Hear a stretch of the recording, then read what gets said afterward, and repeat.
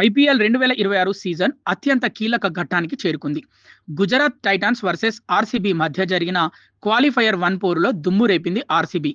అయితే చారిత్రాత్మక మ్యాచ్లో RCB star opener Phil Salt తుది జట్టులో లేకపోవడం అభిమానులను తీవ్ర నిరాశకు గురిచేసింది. లీగ్ దశలో ఆర్సీబీ విజయాల్లో కీలక పాత్ర పోషించిన ఇంగ్లాండ్ డైనమైట్ ఫిల్ సాల్ట్ ఈ మెగా మ్యాచ్కు దూరం కావడం వెనుక బలమైన కారణమే ఉంది. ఢిల్లీ క్యాపిటల్స్తో జరిగిన లీగ్ మ్యాచ్లో ఫీల్డింగ్ చేస్తుండగా సాల్ట్ కుడి చేతి వేలికి తీవ్ర గాయమైంది.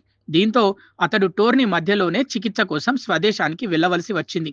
లండన్లో కుటుంబ సభ్యుల సమక్షంలో కోలుకున్న ఈ స్టార్ బ్యాటర్ గత వారమే తిరిగి భారత్కు చేరుకొని ఆర్సీబీ క్యాంపులో జాయిన్ అయ్యాడు.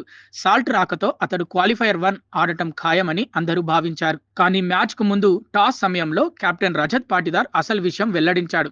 సాల్ట్ ప్రస్తుతం ఫిట్గానే ఉన్నాడు. నెట్స్లో కొద్దిగా ప్రాక్టీస్ కూడా చేశాడు.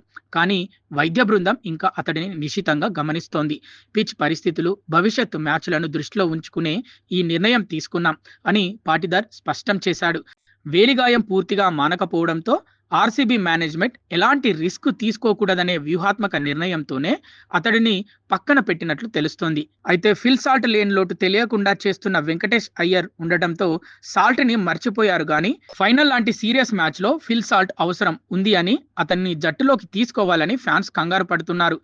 మరి ఫైనల్లో అదే టీంతో ఆడతారా లేదా టీం చేంజ్ చేస్తారా తెలియాలి. అంటే ఫైనల్ వరకు వేచి చూడాలి.